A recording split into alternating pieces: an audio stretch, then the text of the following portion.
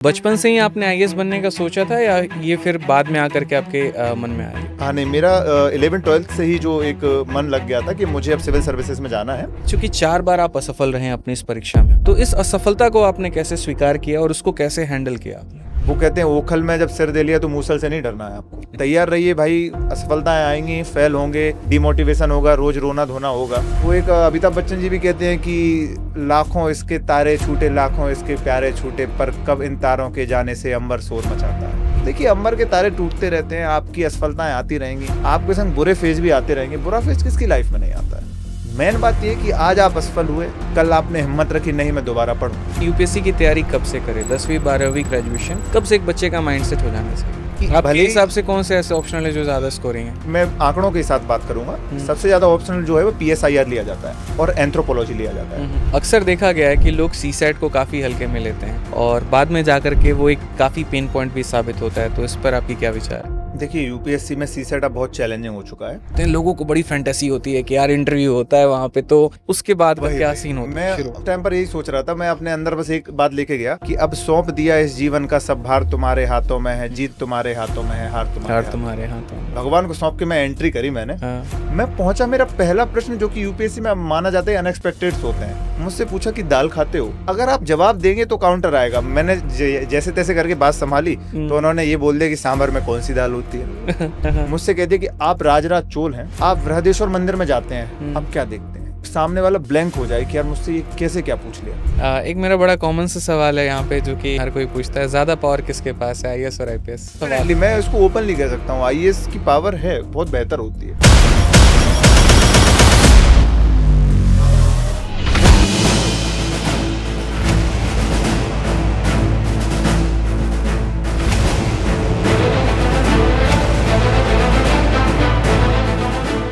वो कहते हैं ना, आपके इरादों में अगर जान होती है, मजबूती होती है, तो आपका कोई गांव, कोई शहर, कोई आर्थिक तंगी छोटा नहीं होता और आपके सपने जरूर पूरे होते हैं। आप एक दिन उनको जरूर मुकम्मल करते हैं।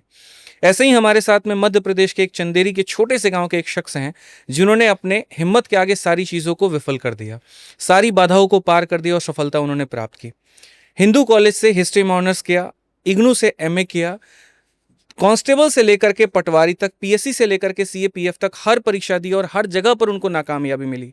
4 बार यूपीएससी का पेपर दिया जिसमें वो असफल रहे और फिर आता है उनका 5वां अटेम्प्ट, जिसमें यहाँ पर यूपीएससी 2024 में ऑल इंडिया रैंक 413 ला करके विवेक यादव इतिहास रचते हैं और पद भी उनको आईएएस का मिलता है। तो स्वागत है विवेक आपका। Thank you so much sir, और मुझे इस पॉडकास्ट में बुलाने के लिए, और ताकि मैं उन लोगों के लिए अपनी बात पहुंचा सकूं जो कभी भी किसी भी रीजन से असफल हो जाते हैं, या फिर उनके लिए जिनको लगने लगता है कि नहीं अब हमसे नहीं हो पाएगा। उसी टाइम हमें ये ध्यान रखना है कि अगर व्यक्ति करता है तो वो आज नहीं तो कल उसको सफल होना ही है। और इसका उदाहरण खुद मैंने सामने लिया है और सामने दिया भी है कि मैं जिनसे सीखता था कि मुझे कुछ बनना है, आज मैं उनके लिए स्वयं प्रेरणादायक स्रोत हूँ। और यूपीएससी में ऑल इंडिया रैंक 413 और हिंदी माध्यम से ऐसा करना मेरे लिए बहुत सौभाग्य की बात है। मतलब आज के समय हिंदी माध्यम वालों का सिलेक्शन भी बहुत मुश्किल है एक तरीके से। अगर आप रेशियो की बात करें, ठीक है, इंग्लिश वर्सेस हिंदी में, उसमें भी रैंक लेकर के आना और आईएएस बनना अपने आप में एक बहुत गौरवान्वित करता है यहाँ पर। तो मैं ये मान करके चलता हूँ कि आपने मेहनत तो की ही की, किस्मत का भी बहुत बड़ा एक फैक्टर रहा होगा।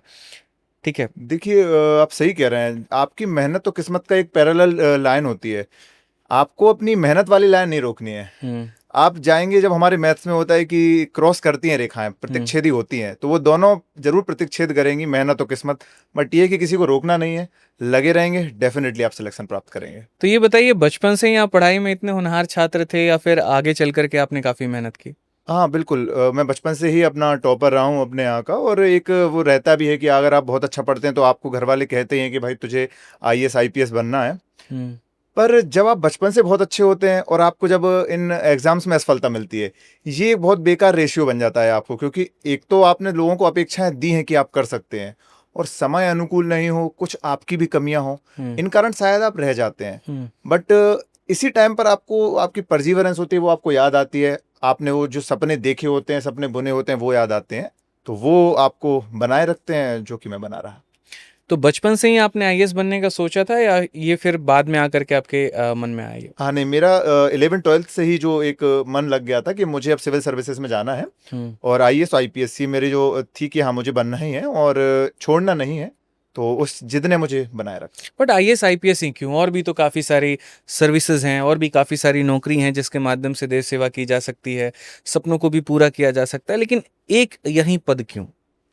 देखिए, सारे पद अच्छे हैं, मैं कभी किसी नौकरी को या कभी किसी पद को छोटा नहीं माना, पर एक चीज होती है कि डाइवर्सिफिकेशन। आप आईएएस आईपीएस बन के समाज के उस तबके को भी सुधार सकते हैं जहां से आप स्वयं आए हुए होते हैं। एक ग्रामीण पृष्ठभूमि का होना, एक ऐसे परिवार से होना जहां पर इस तरह तक पद तक पहुंचना सिर्फ मेरे ही सौभाग्य में आया, तो ऐसा कुछ बन के उन लोगों के लिए मुझे काम करना था जो कहीं ना कहीं समाज में मुख्य धारा से पीछे रह गए हों। और एक विकल्प जो सिविल सेवा आपको दिलाती है, अन्य विकल्पों में ऐसा करना मुश्किल हो जाता है। हालांकि मैं सभी का यही कहूंगा कि जो भी पद हो सारे सम्माननीय हैं, परंतु सिविल सेवा आपको एक बेहतर विकल्प दे देती है। लेकिन कौन से ऐसा विकल्प है, मतलब जो ऐसा है कि सिविल सर्वेंट ही कर सकता है या फिर कोई और पदाधिकारी नहीं कर सकता, कोई आम जनता नहीं कर सकता? क्योंकि सेवा का भाव हो तो हर काम किया जा सकता है, चाहे वो राजनीति से हो या फिर वो नौकरी से हो। लेकिन ऐसी कौन सी ऐसी चीज़ है जिसको आपको लगा कि नहीं, इस पद पर रह करके मैं ये बहुत बेहतर कर सकता हूँ जो शायद मैं कहीं और पर ना कर पाऊँ? देखिए, यहाँ पर आपको एक पॉलिसी मेकिंग का काम मिलता है। आज मैं महिलाओं के लिए कुछ ऐसी स्कीम्स बना सकता हूँ, अपनी बालिकाओं के लिए जो अपने ग्रामीण क्षेत्र में रहती हैं, जिनको शिक्षा तक उनकी जो वंचना आज तक रही है। इसके अलावा अगर मैं पुलिस क्षेत्र में जाता हूँ तो वहाँ पर भी एक जो होता है ना न्याय की परिकल्पना, आज जस्टिस मिलना मुश्किल हो चुका है। आप किसी भी पृष्ठभूमि में देख लीजिए, जो लेट लतीफ़ी होती है किसी भी ऑफिसेज़ की या कोई सी भी चीज़ की, प्रशासन की जनता से बहुत दूरी हो चुकी है। और प्रशासन और जनता को जोड़ने के लिए सिविल सेवक ही एक एकमात्र माध्यम है जो दोनों को जोड़ सकता है। इसलिए मैंने ये माध्यम चुना कि मैं एक बार उस जगह पर पहुंच के देखूं जहां से मैं बहुत से लोगों का एक साथ भला कर सकूं, और ये माध्यम मुझे सिविल सेवा के अलावा और अन्य चीज़ों से मुश्किल लगता था। क्या ऐसे कारण रहे यहाँ पे जहाँ प्रशासन और जनता के बीच में दूरी आई है? अगर हम पिछले 10 सालों की बात करें यहाँ पर, तो क्या सरकार की वजह से वो दूरी रही है या वो प्रशासन की वजह से रही है वहाँ पे, या वो लोगों के कारण रहे हैं जिसके कारण ये फैक्टर बढ़ता चला गया, गैप जो है बढ़ता चला गया? देखिए, मैं कहूँगा तीनों का ही मिला जुला रोल रहा। हुँ। सरकार कई बार उनके अपने भी जो पहलू होते हैं, चूंकि वह राजनीति भी संभालनी होती है, उनको प्रशासन भी देखना होता है, उन्हें बहुत सारी उनकी चीज़ें होती हैं, तो कई बार जो कार्य करना चाहिए वो नहीं हो पाता है। प्रशासन की अगर मैं बात करूं तो जो अधिकारी होते हैं वो कहीं ना कहीं, मैं कहूं कि नौकरशाही का भी आज शिकार होते हैं। जो एक अंग्रेजी माइंडसेट था बाबू वाला, हुँ, हुँ। आज उससे दूर होना अभी तो मुझे लगता है काफ़ी मुश्किल है, अभी लोग दूर नहीं हो पाए हैं। एक तीसरा रीजन हमारा भी है, हम खुद उतने अवेयर नहीं है। हुँ, आज आरटीआई एक्ट है, सबको पता है, हुँ। पर कितने लोग यूज करते हैं उसको? तो तीनों ही रीजन है कि आज प्रशासन और जनता के बीच दूरी बनी हुई है।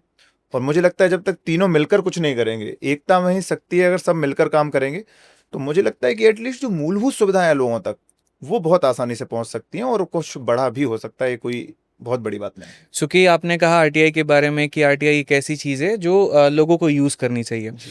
बट बहुत सारे लोग उससे अवेयर ही नहीं हैं। जी। जैसे अगर मैं बात करूँ, एक कॉलेज का विद्यार्थी है, उसको आरटीआई के बारे में कौन बताएगा? ना तो वो उसके सिलेबस में है, ना उसके बारे में उसके टीचर्स उसको बताते हैं, ना उसके लिए कोई कैंपेन चलता है। तो चलिए उसके बारे में ना चर्चा करके हमारे पॉडकास्ट के माध्यम से क्या हम बच्चों को बता सकते हैं, क्या आप बता सकते हैं आरटीआई क्या है और एक आम जनता उसको किस तरीके से अपने फ़ायदे के लिए इस्तेमाल कर सकती है? देखिए, सूचना का अधिकार अधिनियम 2005 के तहत एक ऐसा अधिकार सामने आया कि जिसके माध्यम से आप जानकारी प्राप्त कर सकते हैं। इसको मैं बहुत लोकल चीज़ों में आपको बताऊंगा। जैसे आपके यहाँ सड़क, एक बहुत ग्रामीण क्षेत्र में बात रहती है कि सड़क बनी है, कैसी बनी, हुँ, तो उस सड़क के लिए कितना आवंटन हुआ, हुँ, उस जितना आवंटन हुआ उसमें से कितना खर्च हुआ, और किस व्यक्ति को आवंटन मिला, उसने कहाँ और कैसे खर्च किया, इन सब की जानकारी आप एक क्लिक में प्राप्त कर सकते हैं। आज ऑनलाइन आरटीआई भी अवेलेबल है। आप केवल आपको 10 रुपए का एक छोटा सा चार्ज लगाकर आप भेज सकते हैं। अगर आप गरीबी रेखा के हैं तो आपसे वो भी नहीं लगेगा। तो ये चीज़ आप कर सकते हैं।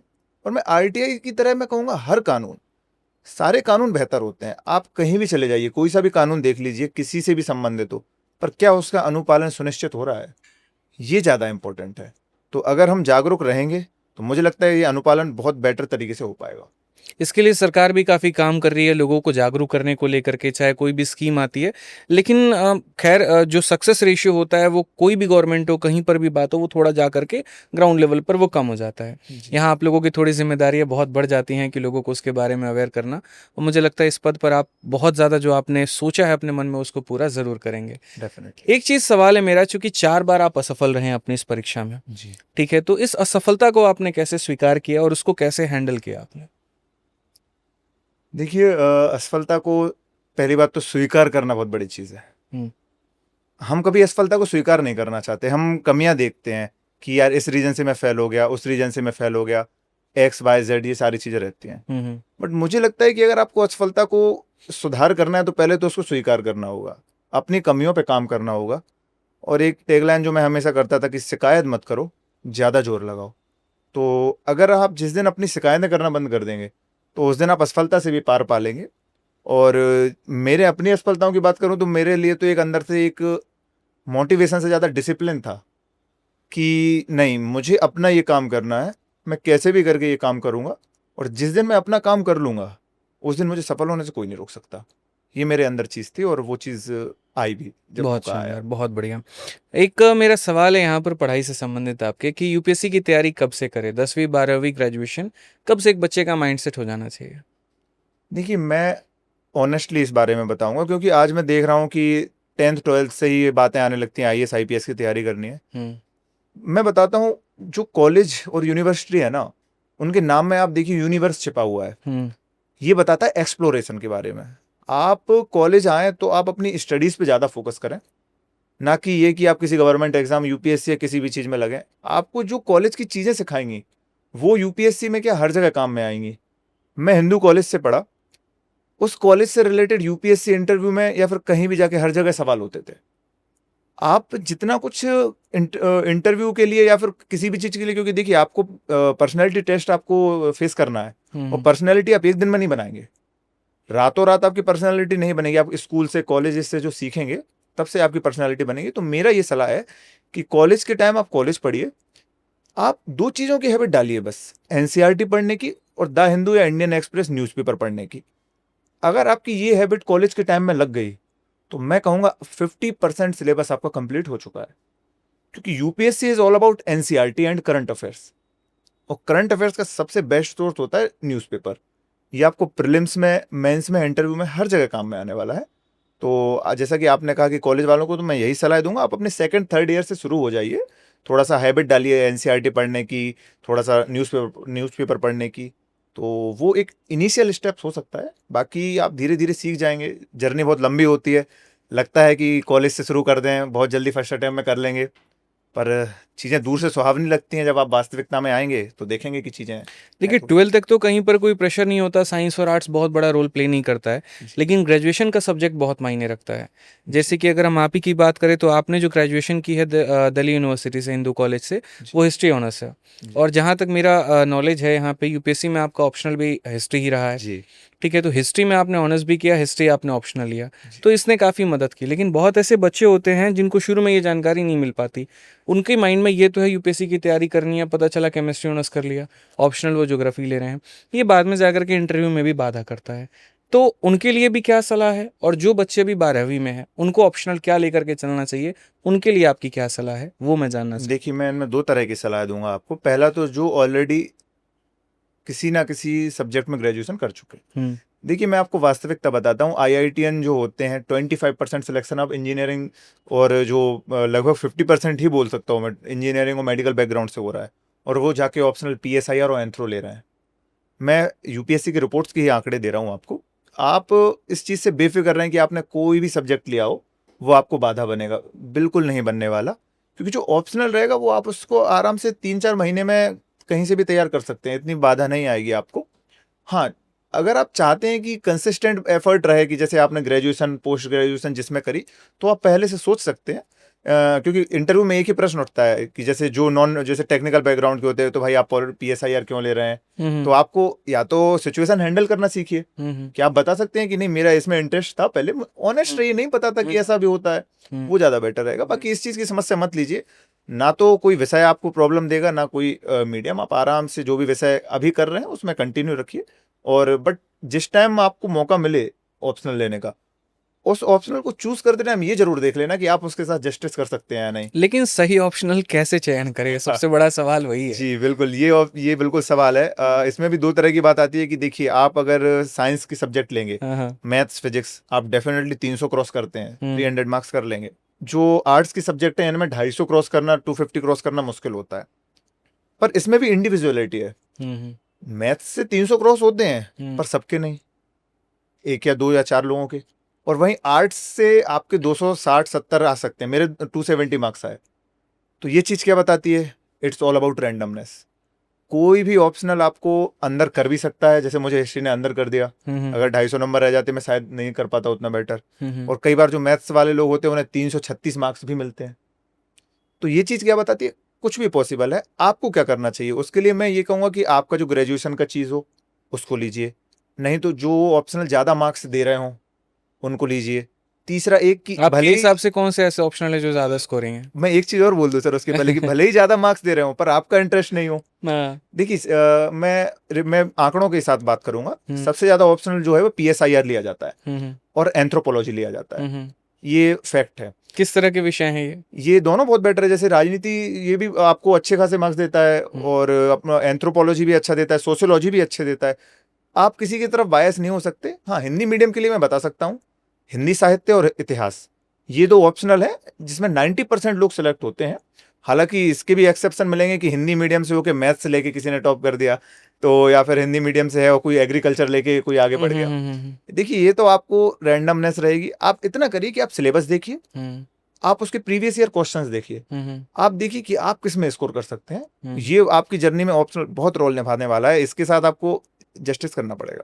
एक चीज और है कि जब आप हिंदी माध्यम चूज करते हैं जी तो आपकी अपनी बोली, अपनी भाषा, अपना लिखना, अपना शैली, आपको सब उसी के चाल में डलना पड़ता है। जी मतलब कई बार मैंने ये देखा है कि लोग भावना में चल के, या फिर इंग्लिश उतनी अच्छी नहीं है, वो हिंदी ले तो लेते हैं, लेकिन आए दिन की वो छोटी छोटी गलतियाँ, वो बातों में निकलना, वो कहीं ना कहीं गलत हो रहा होता है। ठीक है, जी तो उसको कैसे सुधारे वहाँ पे? सर, इसके एक तो बेनिफिट और एक इसका जो नुकसान है वो बताऊंगा मैं।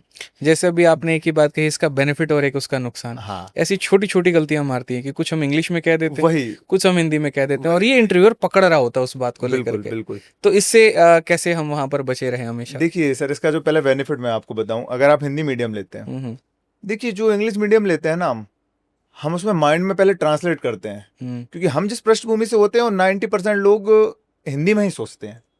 आपके विचार इंग्लिश में नहीं बन सकते। हम्म आप सोचेंगे हिंदी में ही, अंदर अंदर आपने इतना पढ़ लिखे होते हैं कि आपको वहीं ट्रांसलेट हो जाते हैं और आप उन्हें छाप देते हैं। इसका ये, हिंदी का ये फायदा होगा कि आपने हिंदी में ही सोचा और हिंदी में ही लिख दिया। और यही रीजन है कि हिंदी मीडियम वालों को ऐसे में बहुत मार्क्स मिलते हैं। आप कहीं भी तुलना करके देख लेंगे इंग्लिश मीडियम वालों से। हिंदी मीडियम वालों को एथिक्स में, जो कि मोरलिटी पे डिपेंड है, वहां बहुत एथिक्स में, बहुत GS4 में मार्क्स मिलते हैं। क्या रीजन है? कि वो चीज जो मन में है वो डायरेक्ट सामने आ जाती है। परंतु बात आती है GS के सब्जेक्ट्स की। हिंदी मीडियम वाला अपना पेपर पूरा नहीं कर पाता है। मुझे अपने पेपर पूरा करने में 20वां क्वेश्चन जब आता था तो सांसें फूलने लगती थी। तो हिंदी मीडियम से हो गया, क्योंकि आपको इंग्लिश में आपको कलम सीधे चलाना है, सीधे हिंदी में आपको फिर आप लिखेंगे एक साथ, उसमें लाइन खींचेंगे, फिर छोड़ेंगे, मात्रा फिर आगे देंगे, जाएंगे। मात्रा देंगे, सारी चीजें करेंगे, तो वो टाइम सब चीजें करेंगे, तो वो आपकी टाइम टेकिंग तो है। पर वही है कि आपको किस में बेटर लगता है। मेरे साथ वाले जो दोस्त थे, कई सारे लोग इंग्लिश मीडियम स्विच कर गए, उनमें से कई का सिलेक्शन हो गया और कई रह गए। तो अब इंग्लिश मीडियम स्विच करने से ये भी नहीं है कि सिलेक्शन हो ही जाएगा। और हिंदी मीडियम में मैं था तो मेरे कई सारे दोस्तों का हो गया और कई सारे रह गए। तो ये चीज क्या बताती है कि माध्यम आपको ये डिसाइड नहीं करेगा। बट स्टिल मैं ये कहूंगा कि अगर आप हिंदी मीडियम से हैं, कोई समस्या आपको नहीं आने वाली है। क्योंकि अगर आप मीडियम चेंज करके जो 1 साल मेहनत करेंगे इंग्लिश सीखने के लिए, उसकी जगह अपने GS के सब्जेक्ट पे और ऑप्शनल पे जो अगर थोड़ी कमांड बना लेंगे, तो UPSC ने दिखाया है कि वो कोई भेदभाव नहीं करती है। मुझे मेंस में 770 मार्क्स दिए, ऑप्शनल में जब 270 मार्क्स दिए हैं उन्होंने, तो ये चीज प्रूफ करती है। और यही चीज इंटरव्यू में, मेरे 180 मार्क्स आए इंटरव्यू में। बहुत अच्छे मार्क्स माने जाते हैं UPSC की दुनिया में 180। तो वो हिंदी मीडियम से लिए मैंने, और मैंने हिंदी में ही पूरा बोला। जब सर उसमें एक मीडियम के बारे में प्रश्न आया कि आप हिंदू कॉलेज से पढ़े हैं, वो तो हिंदी मीडियम होता ही नहीं है।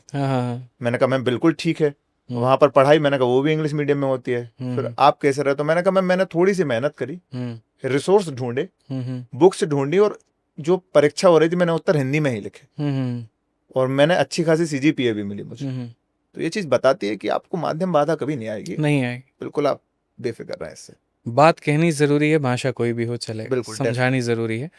ठीक है, भारत भी तो यही सिखाता है यहाँ पर कि अगर आप हर 20 किलोमीटर पे जाएंगे तो भाषा बदलती है, लोग बदलते हैं, बोली बदलती है, बिल्कुल, लेकिन वहीं अखंडता में एकता भारत की विशेषता। बिल्कुल। एक मेरा सबसे बड़ा सवाल है कि कौन सी ऐसी 5 चीज़ें हैं जो एक एस्पिरेंट को ये यूपीएससी की तैयारी करने के पहले ध्यान में रखनी चाहिए?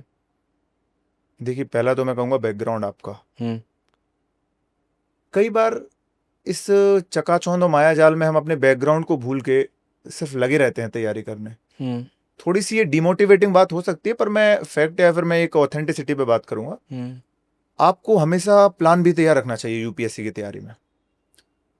आप यूपीएससी की तैयारी कर रहे हैं, आप 1-2 साल बढ़िया जम के तैयारी कीजिए। एक होता है ना घोड़ा जब अपनी आंखों के सामने ऐसा बंद कर लेता है और सिर्फ सीधे देखता है, हुँ, आपको वैसे देखना है अपनी यूपीएससी की तैयारी में, कुछ नहीं सोचना है ज़्यादा। पर अगर इनिशियल अटेम्प्ट्स में आपका सिलेक्शन नहीं हो रहा है तो आपको साथ में बैकअप प्लान रख के तैयारी करनी है, एक चीज़। दूसरा, आपको तैयार रहना है बिल्कुल परजीवरेंस के लिए, मेहनत के लिए। वो कहते हैं ओखल में जब सिर दे लिया तो मूसल से नहीं डरना है आपको।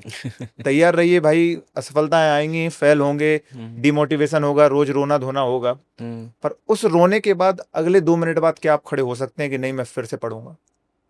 ये जलवा आपके अंदर होना चाहिए, ये ताकत अंदर होनी चाहिए, तो डेफिनेटली आइए। एक और अगर इम्पोर्टेंट मैं बात करूं यूपीएससी के लिए, तो आप ये कहते हैं ना, ये एक रास्ता सही होना चाहिए आपके हुँ, पास। स्पीड तो जैसे अपने बताते हैं टाइम एंड स्पीड करते हैं, स्पीड तो बहुत है, हुँ, पर जब दिल्ली जाना है और साउथ में मुंबई जा रहे हैं हुँ, तो आप उस डेस्टिनेशन पे नहीं पहुंच सकते जहां पहुंचना चाह रहे थे। हुँ, स्पीड से ज़्यादा मायने रखेगी आपकी चीज़ें जो आप जिस तरीके से पढ़ रहे हैं। क्या आपने एनसीईआरटी के जो बॉक्स बने रहते हैं जो छोटे छोटे रूप में, क्या आपने उनको कभी पढ़ा? क्या आपने उत्तर लिखे रोज रोज कम से कम छः यहाँ से सात खेल रफ्तार का नहीं, बारीकियों का है, बिल्कुल, एक्यूरेसी का है आपको। जितनी एक्यूरेसी। एक्यूरेसी से आप चीज़ें करेंगे, क्या आपने मॉक टेस्ट लगाए, क्या आपने आंसर्स लिखे, क्या आपने मॉक इंटरव्यूज़ दिए, और क्या आपने अपने व्यक्तित्व को सुधारा। अगर आप आज अपने व्यक्तित्व को नहीं सुधारेंगे तो आप किसी ना किसी स्टेज में बाहर हो जाएंगे। तो ये सारी चीज़ें आप ध्यान रखेंगे, और ये चीज़ें लड़का हो लड़की हो, कोई सी भी पृष्ठभूमि हो, कोई भी व्यक्ति हो, सब पे अप्लाई होंगे।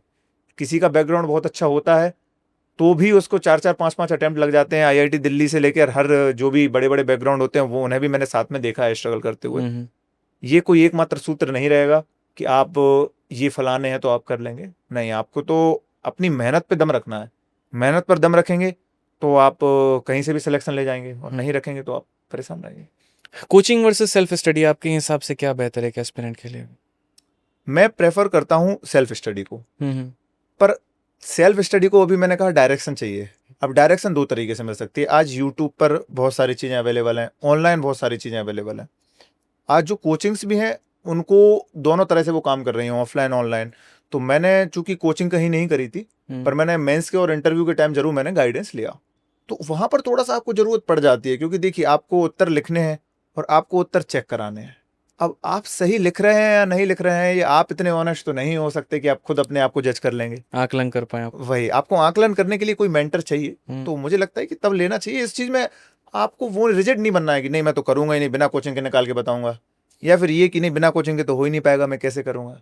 ये चीज आपको एक संतुलन बनाना है। हुँ। आपको लग रहा है तो आप कीजिए, कोई समस्या नहीं है, और नहीं लग रहा है तो सेल्फ स्टडी पे पूरा भरोसा रखिए, क्योंकि अंततः कोचिंग के बाद सेल्फ स्टडी ही करना है। बिल्कुल।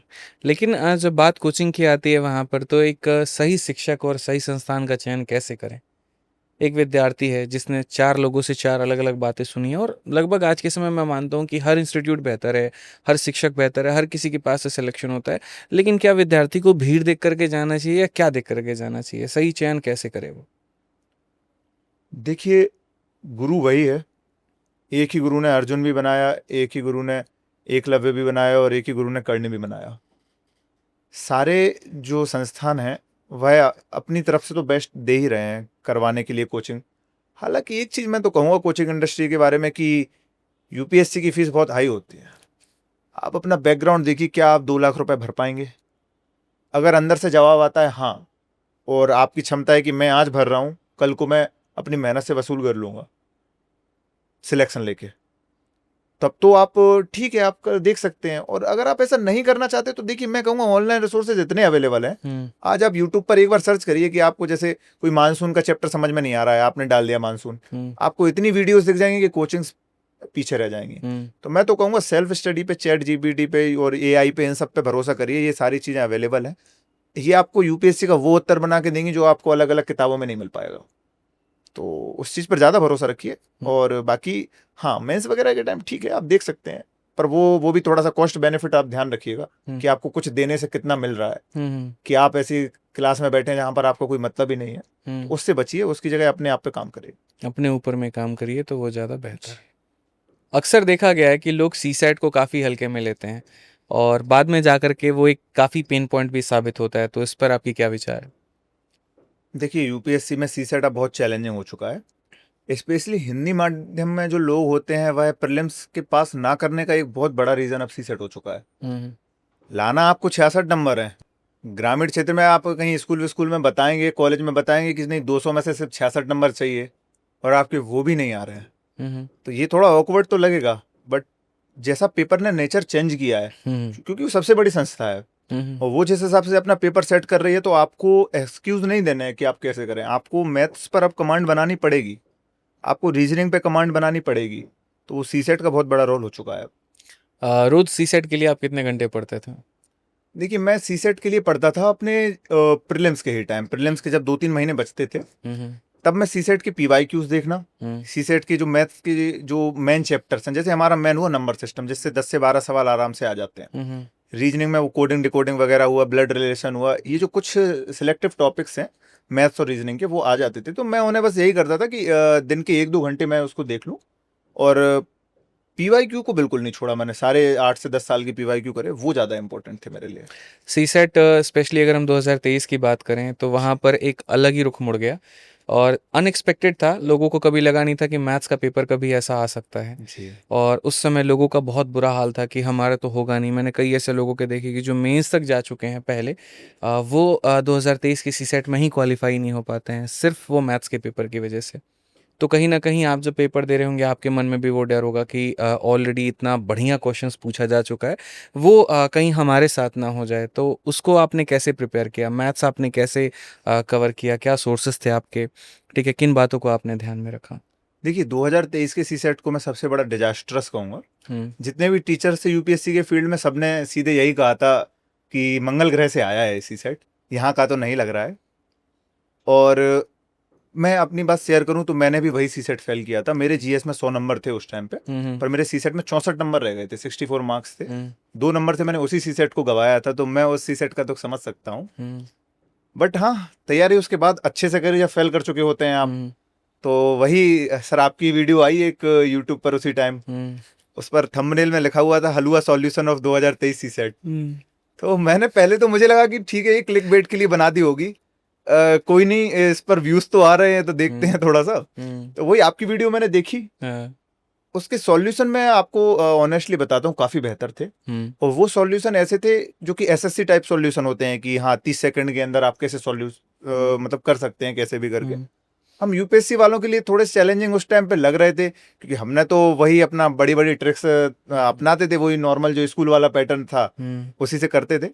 हाँ, उस वाले के सीसेट को मैंने आपका देखा, और वो वीडियो फिर मैंने आपके पुराने जो भी डले हुए थे हुँ, वो सीसेट के रिलेटेड देखे, वो मुझे हेल्पफुल हुए। क्योंकि वहां पर ये था कि ऑप्शंस से आप आंसर कैसे निकाल सकते हैं, क्योंकि अब यूपीएससी में 2 घंटे आपको मिलने हैं, पर उस 2 घंटे में आपके पास 30 पैसेजेस होते हैं, आपको कॉम्प्रिहेंशंस करने होते हैं जो आपको 1 घंटा खा जाते हैं। तो अब आपके पास बचे 1 घंटे में आपको मैथ्स के मिनिमम 12-13 सवाल और रीजनिंग के मिनिमम 10 सवाल आपको करने पड़े। हुँ, तो उस चीज़ से मुझे हेल्प हुई, और वो एक क्लिक बेट काम कर गया। उसके बाद मैंने प्लेलिस्ट देखी वो वाली अपनी सीसेट वाली, और जो वो थंबनेल देखा हुँ, वो एक्चुअली मुझे काम कर गया। हुँ, और 2023 का जो मैंने सॉल्यूशन किया वो 2024 में मुझे काम में आया, हुँ, तो वो चीज़ एक बेटर हुई। एटलीस्ट सीसेट जो सफलता में बाधा बन रहा था, हुँ। वो उससे छुटकारा मिला। असल में मैंने ये देखा है कि जो यूपीएससी का गणित होता है, चाहे वो टीचर्स के पढ़ाने का जो अंदाज है, या जो बच्चे के नोट्स मैंने कई बार देखे हैं वहाँ पर, तो वो वाले सॉल्यूशन नहीं होते जो जनरली हम एसएससी में पढ़ाते हैं। क्योंकि UPSC is all about the subjective, और हमारे में सारा खेल ऑब्जेक्टिव का है।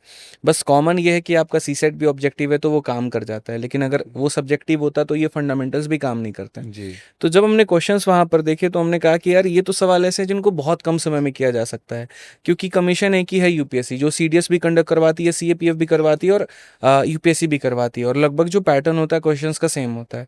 फ़र्क इतना है कि कभी वो सवाल यूपीएससी में नहीं है। ठीक है, तो मैं गणित के हिसाब से जो बच्चों को सलाह दूंगा, जो कई बार मेरे पास पूछते भी हैं कि सर सीसेट के लिए गणित की तैयारी कैसे करें, देखिए उसमें आपके 2-3 टॉपिक्स ऐसे हैं, जैसे नंबर सिस्टम, बिल्कुल। बहुत कोर सब्जेक्ट है आपका, उसके ऊपर में आपको एक अच्छी पकड़ बना करके चलनी है। उसके लिए मैंने काफ़ी सारे ऑलरेडी यूट्यूब पर पढ़ा रखा है, आप उसको देख सकते हैं। दूसरा, अगर आप तैयारी करके जाना चाहते हैं तो आप सीडीएस के पिछले 3 से 4 सालों के क्वेश्चंस को ज़रूर लगाइए, एडवांस मैथ के स्पेशली, वो आपको बहुत मदद करेंगे। और तीसरा, अगर हम बात करें यहाँ पर, तो असिस्टेंट कमांडेंट का भी जो आपका पेपर होता है, आप उसको भी सॉल्व करके जाओ, क्योंकि जिस तरीके से 2023 का जो पेपर आया, मानते हैं कि वो अलग ग्रह से आया, बट ये नहीं कह सकते कि फ्यूचर में नहीं आएगा। बिल्कुल। तो एक मन का जो डर है वो हमेशा बना रहेगा, लेकिन उसकी तैयारी को आप बेहतर इन सोर्सेस को फॉलो करके कर सकते हैं।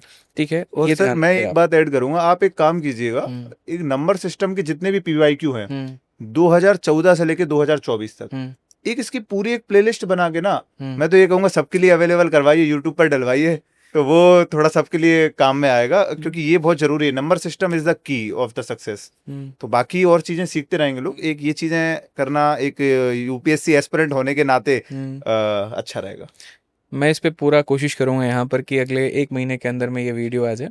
क्वेश्चंस रिकॉर्ड करने पड़ते हैं, सारी चीज़ें, बट हाँ, ये मेरा आपके पॉडकास्ट में मेरा वादा है कि 14 से लेकर के 24 तक 10 साल के पूरे यूपीएससी के क्वेश्चंस के नंबर सिस्टम स्पेशली एक यूनिक वीडियो आएगी यहाँ पर। ठीक है, कुछ सवाल हम आपके इंटरव्यू से पूछते हैं। लोगों को बड़ी फैंटेसी होती है कि यार इंटरव्यू होता है वहाँ पे, तो कितने लोग आते हैं, बोर्ड मेंबर्स कितने होते हैं, क्या होता है, तो थोड़ा आप एम्बियंस बताओ, पूरा माहौल यूपीएससी के इंटरव्यू का। देखिए, वो एक बहुत बड़ी जर्नी होती है। यूपीएससी की तैयारी करने का एक मोटिवेशन ही ये होता है कि यूपीएससी वॉल पे एक फोटो खींचना। मैं भी उन्हीं विद्यार्थियों में से एक था जो लिखे बैठा था अपनी, मैं डायरी लेखन मेरी हॉबी है, तो मैं उसमें लिखा था ये जो है कि बस एक बार यूपीएससी वॉल पे खड़े होकर फोटो लेना है। तो ये चीज पूरी हुई जिस दिन यूपीएससी इंटरव्यू देने पहुंचा।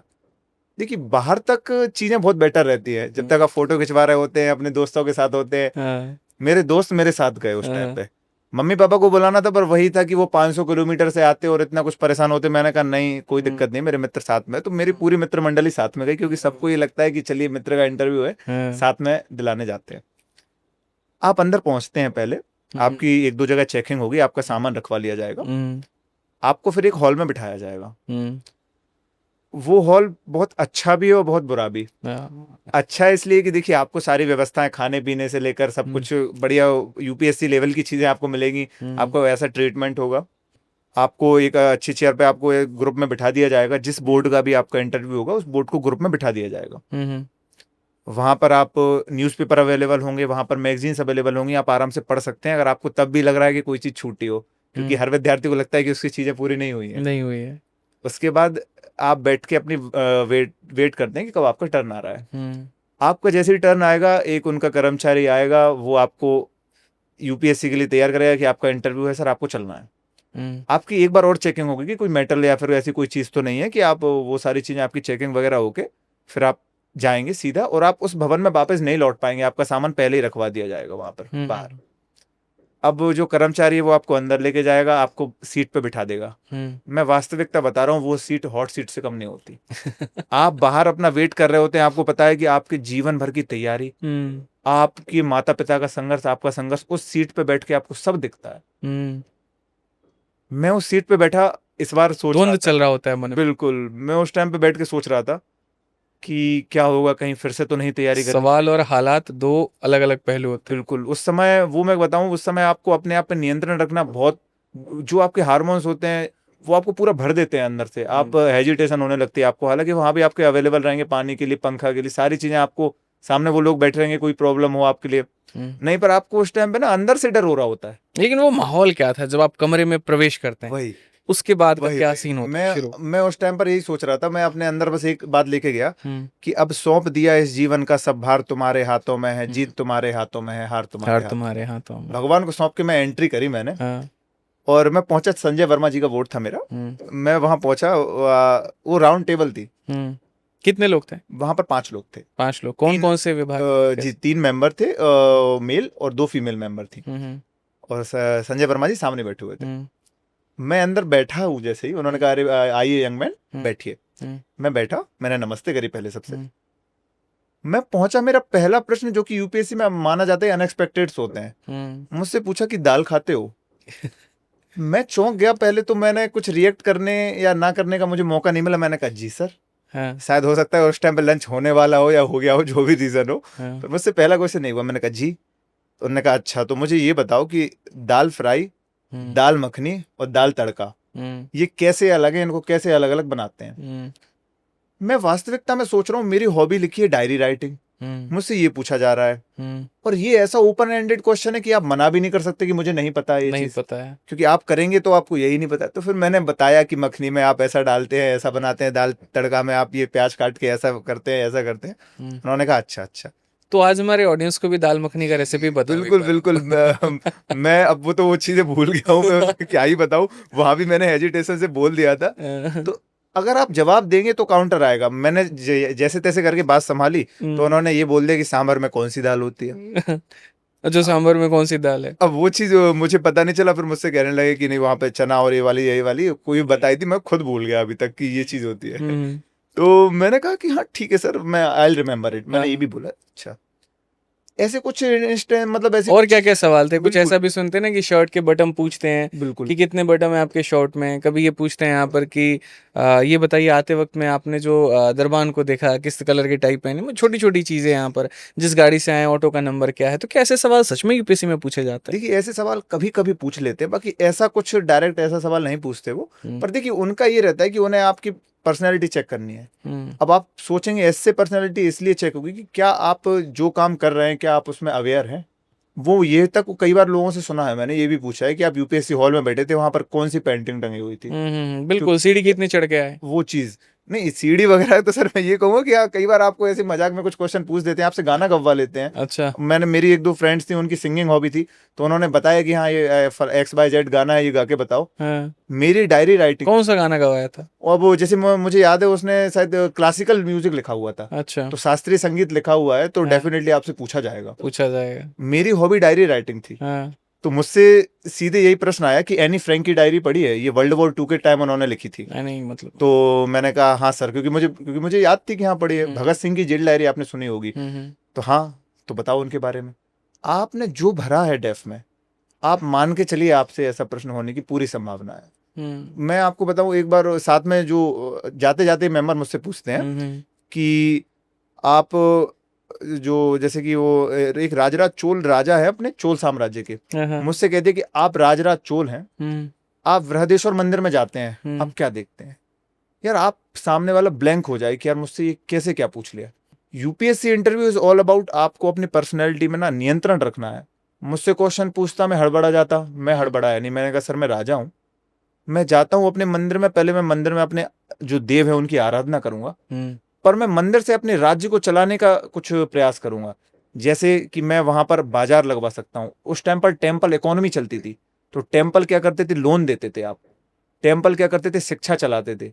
टेम्पल में उस टाइम पर नृत्य गान होता था, जो आप गणिकाएं सुनते होंगे, ये सब कुछ होता था। तो मैंने कहा अगर मैं राजा होता तो मैं ऐसा ऐसा करता। उन्हें बहुत सुकून मिला आंसर से कि हाँ आप ऐसा भी कर सकते। तो यूपीएससी इंटरव्यू में basically you are all talking about the growth and सारी चीज़ों को लेकर, वो सारी चीज़ें। तो अच्छा लगा कि हाँ यार, एक डिफरेंट सेंस में बातें हो रही हैं, अलग डायरेक्शन में चीज़ें जा रही हैं और काफ़ी पॉजिटिव हैं। तो कुछ भी हो सकता है। और अब मैं तो ये कहूँगा कि आप तैयार कितने देर का ऐसे इंटरव्यू चला आपका? देखिए, मेरा चला था 29 मिनट, 29 मिनट। हाँ। 20 मिनट से ऊपर के इंटरव्यू को काफ़ी बेहतर माना जाता है। कहा जाता है कि अगर आपका इंटरव्यू जितना लंबा है, यानी और वो इंटरेस्टेड थे आपके सवालों में, मतलब नहीं तो जल्दी बोल देते कि ठीक है सर हो गया। हाँ वही। और मैं तो ये कहता हूँ कि वहां पर सबको मौका मिलता है अपनी बात रखने का। आपको घबराना नहीं है यूपीएससी इंटरव्यू से कि वो वहां का है। मैं यूपी पीसीएस के इंटरव्यू की एक बहुत अच्छी बात बताना चाहता हूँ। मैं पहुंचा हूँ, और जब मैं जा रहा था अपना एंड करके, उनका लास्ट क्वेश्चन था, क्यों बेटा जिंदगी जहर है ना, कुछ मजा नहीं होता जिंदगी में। वो वास्तविकता में आपके अंदर चेक करना चाहते हैं कि कहीं आप डिमोटिवेटेड तो नहीं हो, तुम टूट तो नहीं गए हो यहाँ पे। हाँ यार, किसी ने दुखते वक्त पे हाथ रख दिया तो दुख बता दो। वही, आप 2-3 साल आपने तैयारी कर ली, आपसे पूछें क्यों बेटा जिंदगी तो बेकार है। तो मैंने उनसे यही कहा था सर कि ये देखने का परिप्रेक्ष्य है।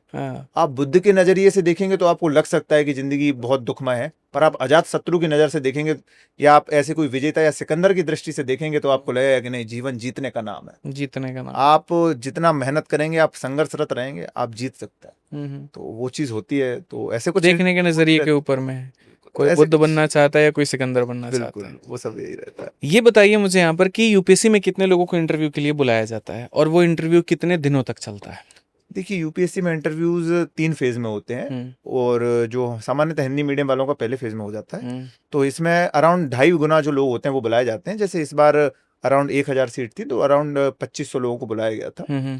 तो इस तरह से इसमें फिर जब कट ऑफ बनती है तो आपके 1000 लोग फाइनल सेलेक्ट हो जाते हैं। और जो 1500 लोग होते हैं अनफॉर्चुनेटली वहां तक आके वो बाहर चले जाते हैं। बाहर कितने दिनों तक ये इंटरव्यू चलता है? ये अराउंड चलता है 3 महीने का पीरियड रहता है। तीनों फेज में 1-1 महीने इंटरव्यू चलता है। और वो और एक दिन में कितने इंटरव्यू होते हैं यूपीएससी में? देखिए, एक दिन में बोर्ड बटे होते हैं। जिस दिन 4 बोर्ड बैठते हैं, एक बोर्ड में 6 इंटरव्यू होते हैं। तो उस दिन अराउंड 24 लोग होते हैं। दोनों दिन को मतलब एक सुबह टाइम होता है, एक शाम को टाइम होता है। तो एवरेज 50 to 52 स्टूडेंट्स होते हैं जिनका एक दिन में इंटरव्यू पूरा होता है। पॉसिबल हो जाता है। हाँ, ठीक है, बहुत बढ़िया। जब यूपीएससी का परिणाम आया और वहां पर आपका रैंक 413 था तो उस समय कैसा अनुभव हो रहा था आपको? देखिए, वो पल बहुत मोमेंट तो वो जो होते हैं उनको आप बयान नहीं कर सकते एक तो शब्दों में। और उसमें ये रहता है कि बरसों का संघर्ष जब आपसे टकराता है, वो पीडीएफ में नाम जब आता है तो आप वास्तव में भूल जाते हैं बहुत सारी चीजें। आपको कुछ याद नहीं रहता है, बस ये दिखता है कि इज इट पॉसिबल। रिजल्ट किसने देखा था मतलब? रिजल्ट मैं खुद मंदिर में ही बैठा था उस टाइम पे। कौन से मंदिर? मैं हनुमान जी के मंदिर में बैठा था। कनॉट प्लेस दिल्ली वाले? नहीं, मैं अपने घर पे। अच्छा, घर हमारे पे। यहाँ मैं उसकी भी छोटी सी जर्नी है। जब यूपीपीसीएस का रिजल्ट आना था, फाइनल परिणाम आना था 22 जनवरी 2024, जिस दिन राम जी की स्थापना हुई थी, उसी दिन वो रिजल्ट आना था। और उस दिन मेरा अंतिम परिणाम मुझे मिला नहीं था। शायद भगवान नहीं चाहते थे कि मैं कुछ स्टेट पीसीएस में बनूं। तो मैंने उनसे यही बोला था, भगवान आज 22 जनवरी तब था और आज 22 अप्रैल है। तो आज उस पीडीएफ में मेरा नाम होना चाहिए।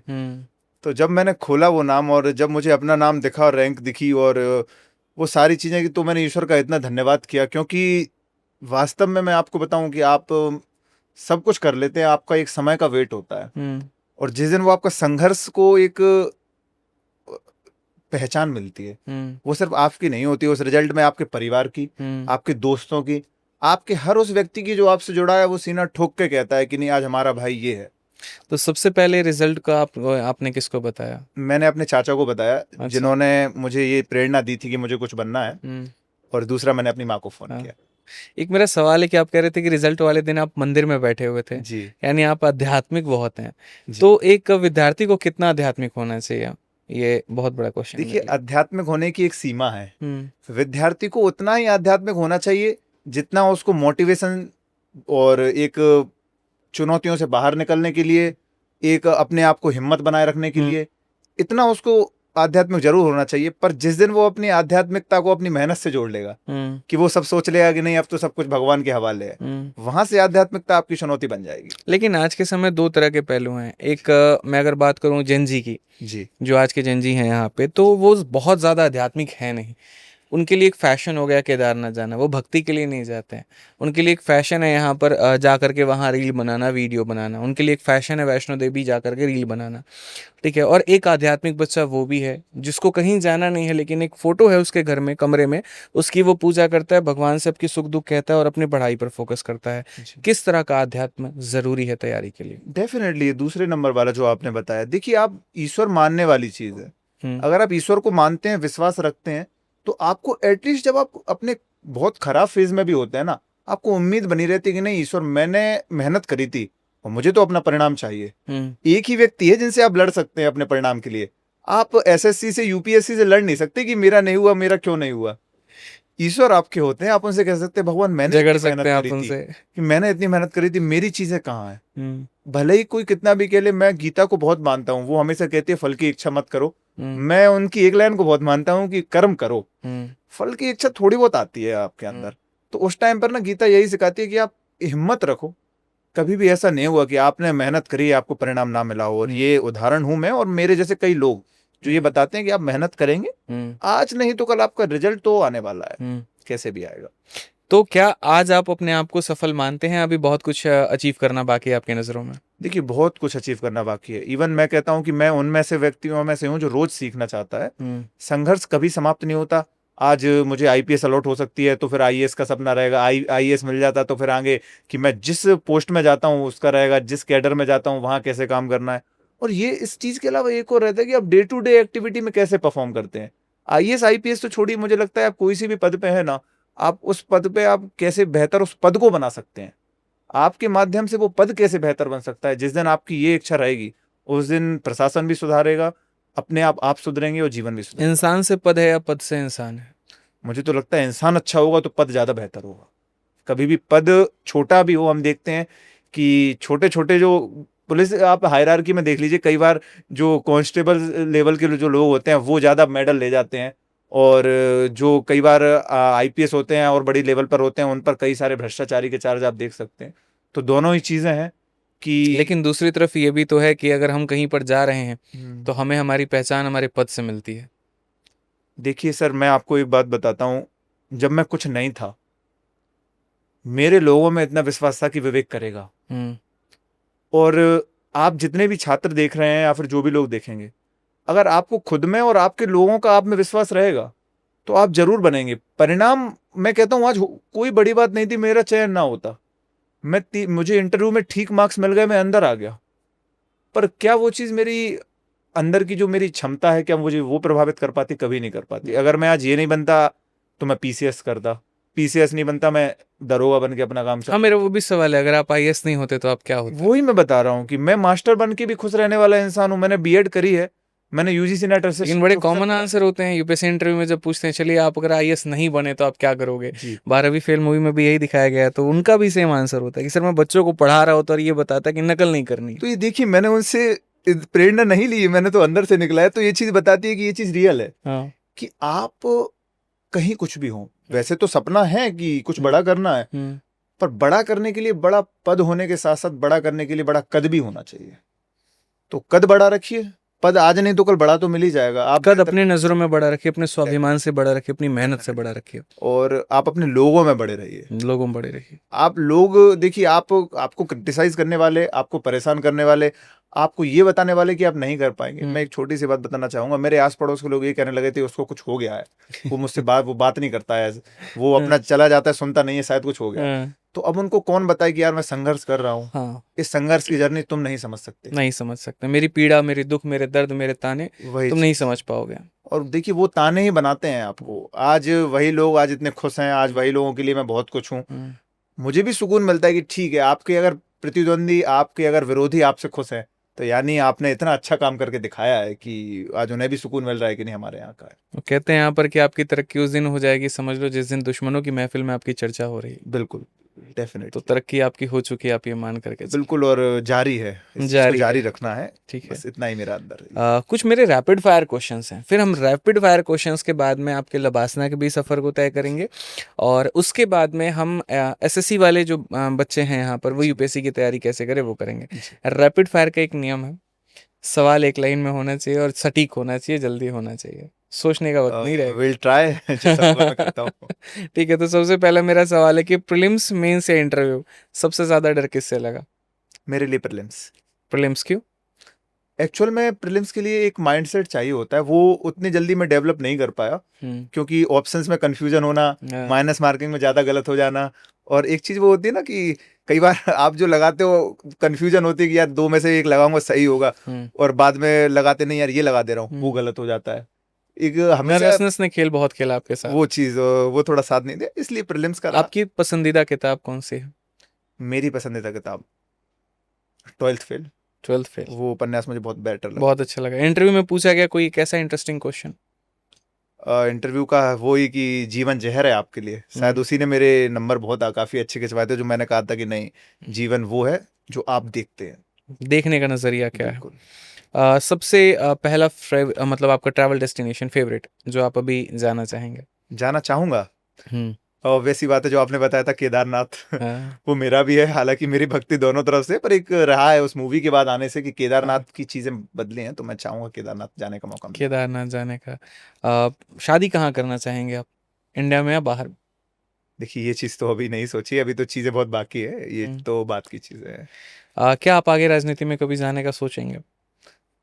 देखिए, मुझे सेवा करनी है अपने लोगों की, हम्म। और राजनीति 5 साल की होगी, हम्म। और ये बनकर मैं, मेरे पर ना तो कोई दबाव रहेगा किसी भी तरह का कि मुझे अपनी पार्टी का काम करना है, या फिर मुझे कोई चीज़, 2 चीज़ें संभालनी है, कहीं समझौता करना है, नहीं।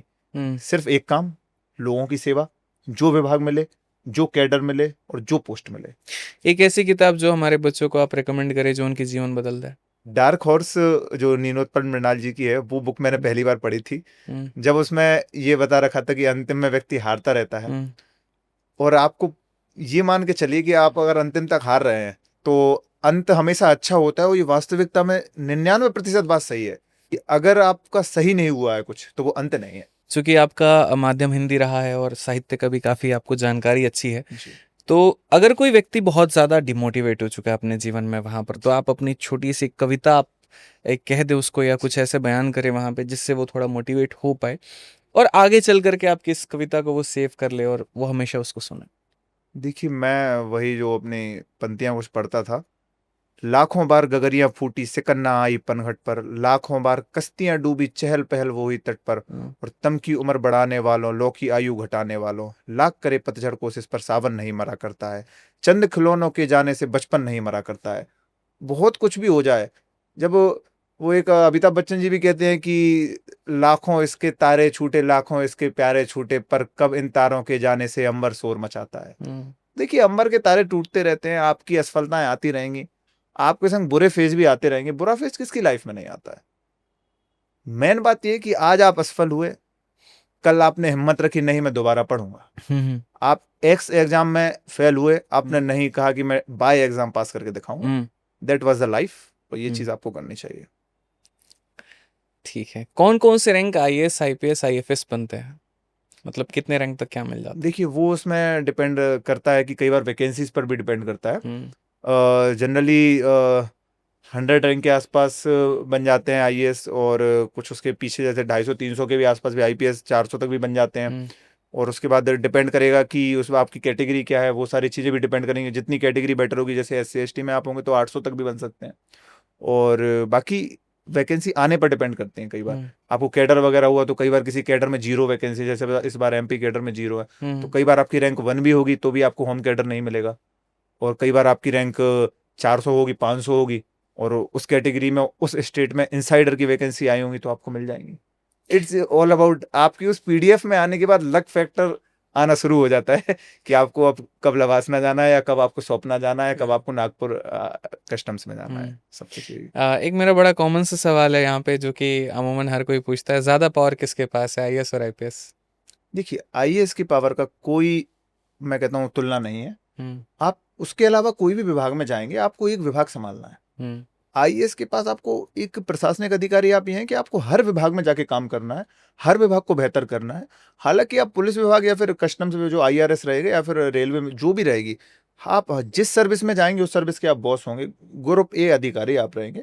आपके अंदर बी सी डी, और या फिर जितने भी पूरा जो वर्क है वो काम कर रहा होगा।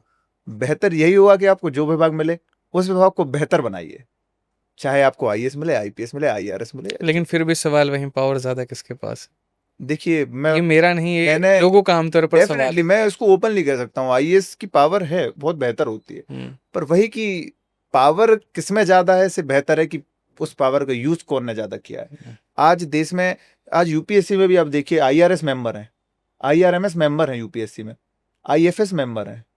आज कोई बात नहीं करता इंडियन फॉरेन सर्विस की, पर आपने देखा होगा भी विक्रम मिश्री जी, जब भारत पाकिस्तान की जो युद्ध चल रहा था, वो रोज आके अपना ब्रीफ देते थे, सामने देते थे, ब्रीफ दे वो रहे थे। आईएफएस अधिकारी है। लेकिन इसको उतना पॉपुलर किया नहीं गया, इसमें कमी किसकी है? देखिए, रील वायरल होना और एंट्री की वीडियोस होना, ये सब चीजें आईएएस को बना देती हैं बाहर। पर वास्तविकता में मैं आपको बताऊं, हर विभाग के जो अधिकारी हैं हाँ। वो अपना बहुत बेहतर काम कर रहे हैं। आईएफएस पोस्ट क्या है, उसके बारे में थोड़ा बताइए। देखिए, आईएफएस होती है 2 तरह की। एक तो इंडियन फॉरेस्ट सर्विस होती है, जो ऑल इंडिया सर्विस है, वो वन विभाग के अधिकारियों के लिए होती है, उनका अलग यूपीएससी में एग्जाम होता है। यूपीएससी के थ्रू जो सिविल सर्विस में रिकमेंड होते हैं वो इंडियन फॉरेन सर्विस होती है, विदेश मंत्रालय। जी। इसकी एक सबसे अच्छी बात बताऊं या फिर बुरी भी, कि आपको एक बार अलॉट हो गई तो आपको दोबारा एग्जाम नहीं दे पाएंगे आप। एक बार अलॉट होगी, सिर्फ उसके बाद वही आपको जीवन भर रहेगी। इसकी पोस्टिंग कहाँ कहाँ पर होती है और क्या वो हमारे हाथ में है? नहीं, इसकी पोस्टिंग तो आपको 2 जगह होगी। एक तो जो यहाँ की एम्बेसीज हैं, उनमें अधिकारी बन के रहेंगे, और दूसरा आप राजदूत बन के दूसरे देश। अलग अलग देशों में जाते रहेंगे, तो जी। वो कैसे पता चलेगा? क्या आप जिस कंट्री को आप चूज करते हैं आप वहां जाते हैं, या जहां सरकार भेजती नहीं नहीं नहीं, ये तो ट्रांसफर है। आप खुद के ट्रांसफर आप चूज नहीं करते हैं। आपको जो भी, पहले तो आप असिस्टेंट रहेंगे है? जो भी अपनी मिनिस्ट्री है उसमें, हम्म। और फिर यहाँ पर आप जो लोकल लेवल, यहाँ पर जो एम्बेसीज हैं यहाँ पर आप काम देखेंगे। उसके बाद आपको फिर जब आप थोड़े सीनियर हो जाएंगे तो आपको स्टार्टिंग में तो जैसे कोई नॉन मतलब एशियन कंट्रीज मिलेंगी। जब आप बहुत बेटर चले जाएंगे तो फिर आप यहाँ पर 2 तरीके से आपकी करियर ग्रोथ होगी। हम्म। या तो आप अपनी किसी ना किसी कंट्री में राजदूत होंगे, हम्म। या फिर जैसे अभी आप देखते हैं सचिव और जो अपने अंडर सेक्रेटरी और जो अलग अलग सेक्रेटरी है, इस लेवल पे आप। अगर आप आईएफएस ऑफिसर बनते हैं और अगर आपको विदेश पोस्टिंग मिलती है, तो सबसे पहले कौन सी कंट्री को चूज करेंगे आप? मतलब अपने तरफ से आपको ऑफर दे दिया जाए कि आपको चूज करना है, तो कौन सी कंट्री जाना चाहेंगे? देखिए, मैं उन व्यक्तियों में से हूँ जो थोड़ा चैलेंज पसंद करते हैं। हम्म। इस टाइम पर जो सबसे ज़्यादा चैलेंजेस हैं वह अपनी बॉर्डरिंग कंट्रीज में है। हम्म। तो एक डिप्लोमेट का काम होता है कि आप कैसे 2 कंट्रीज के रिश्तों को संभाल सकते हैं। आपको वहाँ पर जोश में आने की ज़रूरत नहीं होती है कि सारी चीज़ें ताकत से ही आपको सॉल्व करनी है। एक सॉफ्ट पावर एक जो होती है, जो इंडिया की है, तो मैं चूज़ करूँगा चाइना जाना, कि कुछ अपने रिश्ते सुधरें, कुछ जो कमियां हैं अपनी बॉर्डरिंग इशूज़ की वो बेटर हों। क्या रिश्ता सुधारना जरूरी है, या कई बार उनकी भाषा में जवाब देना जरूरी है? देखिए, डिपेंड करता है। आप उनकी भाषा में जवाब भी दे सकते हैं जब युद्ध काल चल रहा हो। हम्म। जैसे ऑपरेशन सिंदूर हुआ, हमने जो जवाब दिया वो पूरी दुनिया ने देखा। हम्म। और जब बात शांति काल की चल रही हो, कुछ ऐसे देशों जहाँ में हमें संबंध बेटर करना है, हम्म। जहाँ से हमें टेक्नोलॉजीज अपनी बेटर करनी है, तो आप यूएस से आप या फिर कोई भी जो फॉरेन कंट्रीज हैं हम्म। उनसे आप उस भाषा में काम करना पड़ता है आपको, कि आपको चीजें सीखनी है हम्म। और आपको अपनी सॉफ्ट पावर का उपयोग करके दुनिया को दिखाना है कि भारत क्या है। भारत की जो ताकत हमेशा से रही है कि उसकी सांस्कृतिक विविधता रही है। आज दुनिया में नमस्ते चल रहा है, कहीं भी देखेंगे आप। और साथ में अब आपने बिल्कुल ठीक कहा, हार्ड पावर भी चल रहा है। दुनिया देख रही है भारत आज कहाँ से कहाँ पहुंच रहा है। हम्म। तो डेफिनेटली, पर दोनों में संतुलन की जरूरत होती है। जब आप एक ऑफिसर होते हैं, बाहर बैठकर बोलना बहुत अलग चीज है। कि आप देखिए, बाहर आप भावनाओं से भरे होते हैं, हम्म। और जब आप अधिकारी होते हैं तो आपका काम भावनाओं से नहीं चलता है। हम्म। तो वो थोड़ा ध्यान रखना है। अगर आप अपने हिसाब से ऑर्डर देना चाहें, जो कि 4 पद हैं आपके पास में: Indian foreign service, Indian forest service, Indian administrative service, और इंडियन पुलिस सर्विस, और आईआरएस हो गया आपका, रेवेन्यू सर्विस। तो इसमें आप किस तरीके से रैंकिंग देंगे उनको 5 पदों को? देखिए, किसी भी पद को रैंकिंग देना, आज मैं सिलेक्ट हो चुका हूं तो उसके बाद तो वैसे भी उचित नहीं है। पर फिर भी जो एक सामान्य लोग भरते हैं, जो हाँ बिल्कुल, सामान्य जनरल सामान्य क्या? प्रेफरेंस अगर मैं बात करूं, हम्म। तो आईएएस को पहली प्रेफरेंस दी जाती है, हम्म। आईएफएस को दूसरी प्रेफरेंस दी जाती है। हम्म। और आईएफएस को दूसरी प्रेफरेंस इसलिए भी दी जाती है क्योंकि कई बार लड़कियां वो थोड़ी सी हेजिटेट हो जाती हैं पुलिस सर्विस से। हालांकि बिल्कुल आज बहुत आगे ज्यादा चूज कर रही हैं लड़कियां आईपीएस को, तो ये बहुत बेटर भी है। पर कुछ होते हैं जिन्हें डिप्लोमेट्स ही बनना है, हम्म। तो उस डिप्लोमेसी के लिए वो जरूरी भी है। जितने अच्छे डिप्लोमेट्स होंगे, भारत का नाम दुनिया में उतना बेटर जाएगा। तो आज आईएफएस को दूसरी प्रेफरेंस भी रखा जाता है। हम्म। तीसरे नंबर पर आईपीएस हो गया, हम्म। चौथे नंबर पर इंडियन रेवेन्यू सर्विस हो गया, और 5वें नंबर पर भारतीय फॉरेन सर्विस और रेल मैनेजमेंट, अच्छा, रेल मैनेजमेंट। जी आईआरएमएस। ये ओके। जो 4-5 सर्विस हैं, हाँ। ये बहुत टॉप पर रखी जाती है आजकल। फिर आईआरएस उसके बाद में हाँ, रेवेन्यू सर्विस हो गया। ठीक है, एक चीज़ मेरा और सवाल है कि इनकी ट्रेनिंग्स कहाँ कहाँ पे होती है? देखिए, इन सबकी ट्रेनिंग्स अलग अलग है। जैसे कि हम्म। पहले हम सबको, जितने भी लोग सिलेक्ट होंगे, सबको लबासना मसूरी बुलाया जाएगा। चाहे आईएएस हो, आईपीएस हो, सब? सबको, अच्छा। कोई सी भी आप ग्रुप, एक ही सर्विस हो। यहाँ पर ध्यान रखना है, डानेक्स और डानेप्स नहीं जाते हैं। हम्म। ये डानेक्स होती है दिल्ली अंडमान निकोबार सर्विस, जो कि यूपीएससी ही सिलेक्ट करती है, हम्म। जो ग्रुप बी की पोस्ट होती है, हम्म। जिनसे एचडीएम और डीएसपी बनते हैं। हम्म। इन्हें छोड़ के ग्रुप ए के सारे अधिकारी लबासना बुलाए जाएंगे, जो 100 इस बार फाउंडेशन कोर्स है उसमें 3 महीने की आपकी ट्रेनिंग होगी। इसके बाद जो आईएएस रहेंगे उनकी मसूरी में वहीं रुक जाएंगे। आईपीएस होंगे वो स्वप्ना में चले जाएंगे, हैदराबाद में, सरदार वल्लभ भाई पटेल एकेडमी। आईआरएस रहेंगे वो 2 भागों में बढ़ जाएंगे। जो कस्टम्स वाले होंगे वो पाल समुद्रम, उनकी बदल गई है, पहले फरीदाबाद होती थी, वहां चले जाएंगे। इनकम टैक्स वाले नागपुर चले जाएंगे। और जो अपनी फॉरेन सर्विस हुई, वो तो यहीं पर अब दिल्ली में विदेश मंत्रालय की सुषमा स्वराज एक इंस्टीट्यूट है यहाँ पर, वहाँ होती है उनकी ट्रेनिंग। और रेलवे मैनेजमेंट की बड़ोदरा, गुजरात और लखनऊ में। और अलग अलग फिर जो एकेडमी आपको मिलेंगी वो अलग अलग होगी आपके। चूंकि लबासना के काफ़ी सारे लोग रील देखते हैं और अपने कमरे में चिपका करके भी रखते हैं लबासना, ठीक है, तो क्या है लबासना में, क्यों जाना है लोगों को लबासना? देखिए, लबासना है Lal Bahadur Shastri national national academy of administrative administration. Academy. वो आपको वास्तविकता में उसका नाम फाउंडेशन कोर्स है। हम्म, वो आपको एक फाउंडेशन तैयार करती है कि आपको अधिकारी तो बनाया जा रहा है, पर आपको साथ में सिविल सेवक बनाया जा रहा है। आप कहीं ऐसा ना सोचने लगे कि आप कहीं वो एक अंग्रेजी राज के ही आप एक अधिकारी ना बने। एक ऐसा व्यक्ति बनाना आपको वहां सिखाया जाता है। आप वहाँ सब कुछ सीखते हैं। आपको वहां पर हर तरह की एक्टिविटी होती है, खेल कूद से लेकर हॉर्स राइडिंग से लेकर आपकी क्लासेस से लेकर विजिट से लेकर आप फील्ड विजिट करते हैं, सब कुछ कराया जाता है उस फाउंडेशन। कितने दिन की ट्रेनिंग होती है वहाँ पे? ये होती है 90 दिन की अराउंड। 90 दिन? जी, उस 90 दिन में आपको वहाँ पे एक और चीज, वहाँ पे सारी सर्विसेज को साथ में रखा जाता है कि सारे लोग एक हैं, सारे ग्रुप एक ही अधिकारी वहाँ पर रहेंगे और सबके अपने हॉस्टल्स होंगे। वहाँ की चीजें, चूंकि मसूरी खुद अपने आप में बहुत बड़ी जगह है, वहाँ पर आपकी बर्फबारी की फोटोज आप देखते होंगे, आप लवासना की आपको जो हॉस्टल्स हैं उनकी फोटोज आप देखते हो। मतलब आपने जीवन में जितना संघर्ष किया है वहां पर जाकर के वो सारी मौज मस्ती सारी चीजें पूरी होती है। वही कि हाँ, कभी हम हिल स्टेशन जाएंगे, फिर अच्छा खाना मिलेगा, अच्छा फ्रेंडशिप मिलेगा, अच्छे लोग मिलेंगे वहां पर, तो वो सारा पूरा मतलब भारत की सांस्कृतिक जो विविधता है उसका ख्याल रखा जाता है।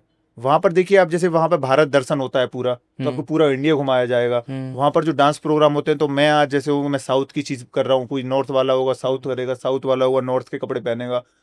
ऐसा एक माहौल बनाया जाता है कि पूरा भारत एक है। तो क्या आप एक्साइटेड हैं लवासना? डेफिनेटली, और वो सपना होता है, और मेरी किस्मत से इस बार 100वां फाउंडेशन कोर्स है, तो 100 फाउंडेशन कोर्स में लवासना थोड़ा स्पेशल होगा। वो चीज़ बहुत बेटर लगी कि हाँ, और सबका मन होता है एक बार आने का। तो मुझे वो उनका एक टैगलाइन है, सीलम परम भूषणम। हाँ। सील जो आपका चरित्र है वही सबसे बड़ा आभूषण है, तो उस फोटो तक पहुंचना ये बहुत बड़ी बात है। तो एक सपने का साकार होने जैसा। कई ऐसे स्टूडेंट्स भी रहे हैं जो सेलेक्ट हुए मेरे, मैंने उनको देखा है वहाँ पे। कई ऐसे दोस्त भी हैं जो पहले तैयारी करके सेलेक्ट हुए, मैंने उन्हें भी देखा है कि अक्सर जो यहाँ की जोड़ियाँ होती हैं वहाँ जाते जाते ख़त्म हो जाती है और वहाँ नई जोड़ी बन जाती है। इसके पीछे की साइकोलॉजी या रीज़न क्या है? देखिए, ये पर्सन टू पर्सन डिपेंड करता है। कुछ मित्रता ऐसी होती है जो बहुत लंबी चलती है, कुछ कलीग्स होते हैं, आप कलीग्स को मित्र नहीं मान सकते। नहीं, मैं कलीग्स की बात नहीं कर रहा हूँ, मैं डायरेक्टली एक रिलेशनशिप की बात कर रहा हूँ, जहाँ पर अगर मैं देखूँ, मैंने अभी हाल फिलहाल ही देखा कि यूपीएससी में जो लवासना होता है, मतलब आप जब वहाँ ट्रेनिंग में जा रहे हैं, काफ़ी दिन तक आप वहाँ पे रह रहे हैं, तो क्या होता है कि लोग वहीं पर अपने फ्यूचर को लेकर के सिक्योर हो जाते हैं। शायद होम कैडर एक रीज़न हो सकता है कि अगर हस्बैंड वाइफ दोनों सेम कैडर, मतलब अगर मानो सेम में रहें तो कैडर होम कैडर मिल जाए, तो रीज़न क्या है? देखिए, ये 2-3 तरह की बातें हैं। एक तो ये कैडर का सुनते हैं कि आप अगर, चूंकि आपको अगर अपने कैडर में या फिर जिस पसंदीदा कैडर में वापस आना है, तो ऑल इंडिया लेवल पर चूंकि आपकी पोस्टिंग एक बार हो जाती है तो आप वैसे तो बदल नहीं सकते, शादी की मात्र ऑप्शन होती है। बाकी आप डेपुटेशन पे जाते हैं पर वो दिल्ली आपको बुला लिया जाता है। बाकी शादी का ऑप्शन ये है कि आप कर सकते हैं, ये चीज़ ये रहती है। पर दूसरा एक चीज़ ये रहता है कि आप देखिए, रिलेशनशिप की ये सारी चीज़ें ऐसी होती हैं कि कुछ कमिटमेंट जो होती हैं लोग पूरा करते हैं, कमिटमेंट पूरा करके निभाते भी हैं, तो उन्हें तो इस चीज़ से मतलब नहीं होता है। दूसरा एक ही रहता है कि आप जब वेल सेटल्ड हो जाते हैं, आपने नौकरी वगैरह कर ली है, आपके घर परिवार से रहेगा कि भाई शादी वगैरह का ये चीज़ देखो, तो वो एक आपके अंदर भी रहता है कि हाँ ठीक है, अब आप सफल हो ही चुके हैं, अब आपको आगे काम करना है, तो क्यों ना किसी का साथ मिले। साथ में कोई का साथ मिलता है तो आप कार्य बेटर तरीके से कर सकते हैं। पर इसमें मुझे लगता है ये चीज़ सोचना नहीं चाहिए कि वो साथ में ऐसे हैं इसलिए यूपीएससी फाइट हो गया इसलिए कर रहे हैं। कई बार मैंने देखे हैं कुछ कमिटमेंट्स जो सिलेक्शन के पहले भी थे और वो लोग पूरा करके भी दिखाते हैं, और दोनों तरह की चीज़ें होती हैं। कुछ शादी में जरूर आना जैसे बदला भी दिखाने का काम करते हैं, तो कुछ 12वीं फेल जैसे लोग इंतजार भी पूरा करके भी दिखाते हैं। दोनों तरह के कमिटमेंट्स पूरे होते आपके हैं, पास है, टूटते भी हैं, पूरे भी होते हैं। हर तरह के लोग हैं, हर तरह की भावनाएं हैं, हर तरह के रिश्ते हैं। वो आपके ऊपर में आप कैसे निभाते हैं, आपके ऊपर डिपेंड करता है कि आप एक कोई सा भी रिश्ता हो जो आपके सिलेक्शन के पहले का हो या बाद का हो, आप पर डिपेंड करता है कि आपने उस रिश्ते को कितना दिया। ये भी एक बच्चों के ऊपर बड़ा प्रेशर होता है। मैंने देखा है कि सर तैयारी तो कर रहे हैं, यहाँ पे डर ये भी होता है अगर उसका पहले हो गया तो पता चला कि सर लबासना में जाते जाते बातें बदल जाती हैं। ये मैंने अक्सर कई एस्पिरेंट्स के मुंह से सुना है, इसलिए मैंने ये सवाल आपसे नहीं, बिल्कुल, मैं आपको एक बात बताता हूँ, जो आपका रहेगा वो आपका रहेगा, और जिसे आपसे दूर जाना होगा उसके पास हजारों रीजन होंगे, क्योंकि आपकी असफलता में जो व्यक्ति आपके साथ खड़ा होगा ना, ऐसा व्यक्ति ढूंढना ही मुश्किल है। तो मैं तो ये कहूंगा कि अगर आपके पास ऐसा कोई पर्सन है तो उसको संभाल कर रखिए, और क्योंकि वो सफलता रहेगी या असफलता रहेगी वो आपके पास जरूर रहेगा। और जिस दिन आप सफल हो जाए तो फिर आपका दायित्व है कि उस व्यक्ति को नहीं भूलना है जो जिसने आपकी सफलता में बेहतर योगदान दिया। पर एक चीज़ और कि अगर ऐसा कोई व्यक्ति नहीं है तो ढूंढने के लिए परेशान नहीं होना है, आप अपनी पढ़ाई लिखाई पर ध्यान दीजिए ऐसे व्यक्ति मिलते हैं। लेकिन वो एक बड़ी फेमस लाइन है वहाँ पे कि संघर्ष जो होता है वो गर्लफ्रेंड के पाले में आता है और कामयाबी जो होता है वो बीवी के पाले में आता है। हाँ ठीक है, कुछ हद तक ठीक हो सकती है। बाकी आज मैं तो कहूँगा कि ये टाइम जो है वह है कि आपको, अगर किसी ने आपको मदद करी है हाँ। उसको आपको लौटाना चाहिए। चाहे वो लड़का हो आप या लड़की हो, कोई भी हो, अगर आपके कोई संघर्ष में साथी रहा है और अगर आपने ये चीज़ सोची है कि आगे चीज़ें करेंगे बेटर, तो ठीक है। और ना हो तो आपको, आज समझदारी का दौर है, आज हर व्यक्ति समझदार है। और आज हमें ना एक चीज़ झेलना आना चाहिए, वो होता है कि किसी ने आपको इग्नोर कर दिया, डिच कर दिया, कुछ भी कर दिया, तो उस चीज़ को आप झेलना सीखिए। देखिए जीवन वैसा नहीं चलता जैसा आप चाहते हैं। ये प्रेम प्रसंग और ये सारी चीज़ें होती रहती हैं। पढ़ाई पर ध्यान दीजिए, उस पर बेहतर करिए, तो वो मुझे लगता है आपकी प्रेमिका बहुत बेटर रहेगी अगर आपकी प्रेमिका किताब बनेगी। बहुत बढ़िया। कुछ सवाल हमारे एसएससी वाले अभ्यर्थियों के लिए है कि जैसे अगर कोई एसएससी का बच्चा यूपीएससी की तैयारी करना चाहता है, ठीक है, जाहिर सी बात है कि पेपर देने के बाद में सिलेक्शन के बाद ही वो चाहेगा वहाँ पे। कुछ ऐसे भी होते हैं जो ड्रॉप करके फिर तैयारी करने की सोचते हैं, तो दोनों बच्चों के लिए क्या सलाह है आपकी, कैसे उन्हें तैयारी करनी चाहिए? देखिए मैं एक दो बात कहूँगा एसएससी वालों के लिए। देखिए आप तो, एक तो मैथ्स आपके और इंग्लिश बहुत अच्छी है, तो अगर आपको पहले तो मीडियम चुनने में थोड़ा सा वाइज यूज रहे हैं कि आपको इंग्लिश मीडियम में कंफर्टेबल है, वो चुन लीजिए। ना हो तो हिंदी माध्यम चुनिए। दूसरा रहेगा अपना ऑप्शनल। तो अगर आपका मैथ्स इतना अच्छा है तो आप मैथ्स को ऑप्शनल ले सकते हैं, पर वहाँ का ऑप्शनल और यहाँ का एसएससी का मैथ्स दोनों डिफरेंट रहेंगे, एक बार सिलेबस जरूर देखें। तीसरी बात आती है तैयारी की। तो जैसा मैंने पहले बताया था, एनसीईआरटी एंड हिंदू न्यूज़पेपर या फिर इंडियन एक्सप्रेस न्यूज़पेपर ब्रांड है ये, इनको करिए। 50% तैयारी आपके हाथ में होगी। चौथा, एसएससी वाले विद्यार्थियों का क्या रहता है, देखिए मैं आपको बताता हूँ, यहाँ पर एक भटकाव बहुत है। एसएससी में भटकाव इसलिए कि अगर आप मैथ्स और इंग्लिश कर लेते हैं तो आप भारत का कोई भी एग्जाम दे लेते हैं। मेरे जो भी मित्र रहते हैं या फिर जो भी गांव के लोग की वो कहते हैं, तो मैं तो उन्हें कह देता हूँ कि आप एसएससी की तैयारी करिए, क्योंकि आप एक बार वो तैयारी कर लेंगे ना तो आप भारत का बैंकिंग हुआ, एसएससी हुआ, रेलवे हुआ, आप हर एग्जाम में बैठ सकते हैं। तो उस चक्कर में क्या है कि फिर आप फोकस नहीं हो पाएंगे अगर आप यूपीएससी के सोचेंगे। आपने कौन कौन सी परीक्षाएं दी थी ऐसे? देखिए मैंने तो जब यूपीएससी की तैयारी शुरुआत करी थी तो ये सोचा था केवल यूपीएससी करूंगा और अपना फर्स्ट अटेम्प्ट में सिलेक्शन लेके कहीं बैठेंगे आराम से। पर जीवन जैसा आप सोचते हैं जीवन वैसा नहीं चलता है। जीवन वैसा चलता है जैसा होना होता है। आप सोच के आते हैं कि आप इतना बड़ा करेंगे, इतना कुछ अच्छा करेंगे, पर वैसा नहीं हो पाता है कई बार। तो मेरे संग भी यही हुआ, जब यूपीएससी नहीं हुई तो सोचा कि बैकअप करूं कुछ, तो मैंने एमए करी, फिर ओपन से ही इग्नू से मैंने एमए करी, यूजीसी नेट वगैरह किया कि एटलीस्ट कहीं कुछ नहीं तो हिस्ट्री में असिस्टेंट प्रोफेसर बन जाऊंगा। बाद में जब लगा कि नहीं इसमें भी संकट के बादल दिख रहे हैं तो फिर मैंने बीएड करी, तो कि चलो कहीं ना कहीं मास्टर बन जाऊंगा एट द एंड। तो वो भी 2 साल चलती रही बीएड।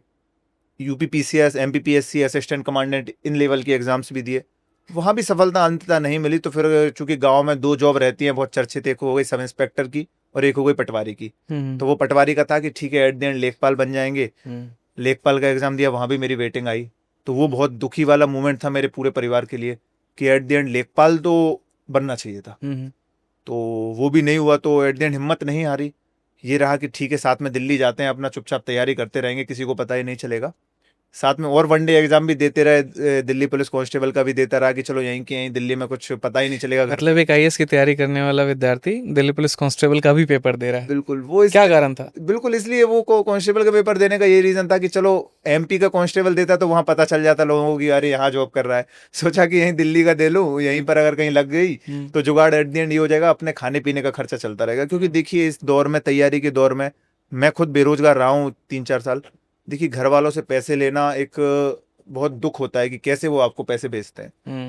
आपको सेल्फ एम्प्लॉयड होना पड़ता है। और चूंकि घर वालों का दायित्व है वो करते भी हैं, पर आप पर भी एक पीयर प्रेशर रहता है कि आप कब तक करेंगे। तो जब जब जो पेपर फेल करे उस पेपर में एक हिम्मत बांधी रखी कि नहीं विवेक तू बड़े चीज करने के लिए बना है, और आज नहीं तो कल यूपीएससी का सपना देखा है, वहां पहुंचना है और रैंक लानी है। वो चीज 22 अप्रैल 2025 को पूरी हुई, तो वो सुकून मिला उससे। चलिए बहुत बढ़िया विवेक। ऐसे मैंने लाइफ में बहुत सारे पॉडकास्ट लिए हैं, बहुत बच्चों के लिए हैं, लेकिन जितने बेबाकी के साथ और जितने सरल तरीके से आपने बच्चों को उत्तर दिए, जो एक बड़े भाई का आपने भाव प्रकट किया कि हाँ आप इन चीज़ों को फॉलो करेंगे तो आपकी सिलेक्शंस हो सकते हैं, आप कामयाब इंसान बन सकते हैं, और जिस जेन्युइननेस के साथ में आपने सारे बातों को बताया कि आप ये कर सकते हैं, जैसे चाहे वो आरटीआई की बात हो या फिर अध्यात्म की बात हो या फिर यहाँ पर एक पद होने पर और ना होने पर उसकी बात हो, चाहे रिलेशनशिप की बात हो, दोस्ती यारी की बात हो या पढ़ाई की बात हो, मुझे लगता है कि ये आपने वो अनमोल शिक्षा दी है, एक अनमोल यहाँ पर जो है सीख दी है बच्चों को, जो शायद किसी किताबों में ढूंढने से नहीं मिलती, जो शायद कभी कोई टीचर अपनी क्लास में बात नहीं करता, जो शायद कभी फ्रेंड्स में ये बातें नहीं होती। लेकिन आज इस 1 घंटे सवा घंटे की वीडियो के माध्यम से बच्चों को वो सारी जानकारी मिली जो उनके मन में कभी संदेह होता था। ठीक है, तो इसके लिए बहुत बहुत धन्यवाद कि आप हमारे साथ में जुड़े। एक छोटा सा बात मैं आपसे कहना चाहूँगा कि कुछ हमारे बच्चों को सक्सेसफुल टिप्स दें कि सक्सेस के टिप्स क्या क्या हैं, कैसे वो फॉलो करके वो आगे बढ़ सकते हैं, जैसे कि रूटीन हो गया, डिसिप्लिन हो गया, मेडिटेशन, मोटिवेशन, ये सारी चीज़ें, ताकि वो उसको जोड़ करके अपने लाइफ में वो आगे बढ़ पाए। देखिए, पहले तो मैं यही कहूँगा सभी विद्यार्थियों को कि यार लगे रहना, एक तो हिम्मत नहीं हारनी है। सबसे बड़ी कमी यही होती है कि हम हिम्मत हार जाते हैं एक दो असफलताओं के बाद। स्पेशली लड़कियों और लड़कियां दोनों हो, सबके परिवार का प्रेशर रहता है, वो नहीं करना है। रूटीन का मैं ये कहूंगा, मैं उन विद्यार्थियों में से था जिन्होंने रोज टाइम टेबल बनाया और रोज शाम को फाड़ दिया, क्योंकि पूरा कभी नहीं होता था। और मैं तो कहता हूँ वास्तविकता में अगर आपका टाइम टेबल पूरा हो जा रहा है तो यानी आपने बहुत कमजोर बनाया है उसको। मैंने उसको अच्छा खासा बनाया था, उसमें मैं जितना हो सकता था मेहनत का उसमें इनपुट होता मैं देता था, पूरा हो जाता था, पर 70-80% मेरा पूरा होता था। पर इतना था कि जब मैं शाम को बेड पे जाता था उस दिन सुकून रहता था कि ठीक है यार, मैंने आज अपना कार्य पूरा कर लिया है। इतना आपके अंदर होना चाहिए कि आपकी मेहनत इतनी हो जिस दिन आप शाम को बेड पे जाएं और आप अपने आप से दुखी ना हो। पर जिस दिन नहीं पढ़ता था उस दिन दुखी होता था मैं कि यार मैंने क्यों नहीं पढ़ पाया। देखिए, आप तैयारी की उस दौर में हैं और आप ये जो इस टाइम का दौर सोशल मीडिया का है, आप घूमते फिरते भी हैं, मौज मस्ती करते हैं, रिलेशनशिप्स, लव अफेयर, ये सारी चीजें होती हैं, दोस्ती यारी, घूमना फिरना, लद्दाख की ट्रिप हो रही है, सब चीजें होती हैं ये। पर क्या उस वजह से आपकी पढ़ाई इफेक्ट हुई? जिस दिन जब आप हाँ आ जाए उस दिन आपको इस सब चीजों से कट ऑफ कर लेना चाहिए। कोई किसी भी चीज की मैं कहता हूं कि जरूरत नहीं है जब तक आप सिलेक्ट नहीं हो रहे हैं। आपको अगर कोई चीज आपके लक्ष्य से दूर कर रही है तो आपको उससे दूर जाना चाहिए। हाँ, बस किताबी कीड़ा नहीं बनना है, मित्र इतने होने चाहिए कि आप जिस दिन एटलीस्ट डिमोटिवेट हो कोई तो आपके साथ खड़ा हो, क्योंकि आप इतने कट ऑफ हो गए कि आपके साथ कोई बचा ही नहीं। वो बहुत बेकार चीज रहेगी कि आपके पास कुछ ऐसे मित्र तैयार करो, कुछ ऐसे रिश्ते तैयार करो और कुछ ऐसे लोग तैयार करो अपने जीवन में कि जो किसी भी समय आपके साथ खड़े रहें। मेरे जो मित्र जो आज आए भी थे मेरे साथ, वो मेरे साथ सफलता के आज दिख रही है, पर वो असफलता के साथ भी खड़े हुए थे कि ठीक है, कोई एग्जाम फेल किया, अरे नहीं भाई तेरा हो जाएगा। ऐसे दोस्त चाहिए जो ये कहें तेरा हो जाएगा, तो आप डेफिनेटली आज नहीं तो कल सक्सेसफुल होंगे। और एक चीज और याद रखिएगा सारे लोग कि अपने माता पिता की आंखों में वो सम्मान देखना जो वो आपके लिए देखना चाहते थे, और जिस दिन वो देखते हैं कि हाँ मेरे बेटे ने कर दिया, उस दिन उनकी आंखों से आंसू नहीं रुकते हैं। ये जो सम्मान होता है वो बहुत बड़ा है। जॉब छोटी है, सम्मान बहुत बड़ा है। बड़े सपने देखेंगे, डेफिनेटली कह रहा हूं किसी ना किसी जॉब में आप पालेंगे, क्योंकि देखिए आज आईएएस आईपीएस उस लेवल तक मैं जा चुका हूं, यूपीएससी क्वालिफाइड कर लिया, पर फिर भी हर जॉब की मुझे अहमियत पता है। जिस दिन परिवार में एक सरकारी जॉब जाती है, चाहे वो मास्टरी की जाए, रेलवे जाए, पुलिस जाए, उस दिन वो परिवार जितना खुश होता है ना, शायद मुझे लगता है अपने बर्थ के बाद दूसरा सबसे बड़ी चीज होती है जीवन में नौकरी। आपको नौकरी जिस दिन मिलती है ना, आपकी जीवन की आधे कष्ट तो वैसे ही समाप्त हो जाते हैं। जिस दिन आप एम्प्लॉयड होंगे उस दिन आपके आधे परेशानियां, आधी चीजें खत्म हो चुकी हैं। उसके बाद वास्तविक संघर्ष शुरू हुआ कि कैसे उस नौकरी को संभालो और आपको जो भी पद मिले ना वो आपसे सुशोभित हो, ये आप पे जिम्मेदारी रहेगी। बहुत बहुत बहुत शानदार तरीके से आपने सारी बातें बताई। मेरी शुभकामनाएं हैं आपके आगे उज्जवल भविष्य के लिए कि आप बहुत आगे बढ़ें और ऐसे ही देश सेवा करें, लोगों की सेवा करें यहाँ पर, और हमारे बच्चों को ऐसे ही जो है वो टिप्स देते रहें। बहुत जल्द एक दूसरी मुलाकात भी होगी आपसे, जहाँ पर जो आज के सवाल हमारे रह गए, ठीक है, या बच्चों के जो इस कमेंट में यहाँ पर सवाल आएंगे, हम उसके ऊपर में एक और चर्चा ज़रूर करेंगे। जी बिल्कुल। ठीक है, मेरी तरफ से पूरी शुभकामनाएं हैं। बाकी बच्चों, देखिए, आप लोगों के लिए एक ही बात कहेंगे यहाँ पर कि मेरा सिंपल सा एक उद्देश्य है, एक मेरा सब्जेक्ट है गणित है जो मैं पढ़ाता हूँ। ठीक है, वो मेरा एक दायरा अलग है जिससे मुझे आपको शिक्षित करना है गणित के विषय में। और दूसरा मेरी कोशिश यहाँ पर ये होती है कि जीवन में इसके अलावा भी बहुत कुछ है, जैसे कि वैल्यू को ऐड करना, सोच को बढ़ाना, जानकारी रखना, वो सारी की सारी चीज़ें हम ऐसे ही पॉडकास्ट के माध्यम से आपके लिए करते रहेंगे। तो पूरी तरीके से आप हर तरह का लाभ उठाइए, अपने जीवन में आगे बढ़िए, कामयाब बनिए, अपना लक्ष्य एक रखिए और उसको भेदिए। समय बहुत कम है आपके पास में, ये मान करके चलिए, प्रॉपर डिसिप्लिन रखिए और उसको फॉलो करते रहिए। वहाँ पर यकीन मानिए जो आपने सोचा है वो पूरा हो करके रहेगा। आज नहीं तो कल होगा, लेकिन होगा ज़रूर होगा, ये मैं आपसे कहता हूँ। पसंद आई हो पॉडकास्ट तो मेरे भाई इसको लाइक और वीडियो को हर जगह पर शेयर ज़रूर करना, और मन में कोई सवाल हो तो कमेंट बॉक्स में ज़रूर बताना। आज के लिए आपसे यहीं पर विदा लेंगे, इतना ही, मिलेंगे अगली वीडियो में। जय हिंद।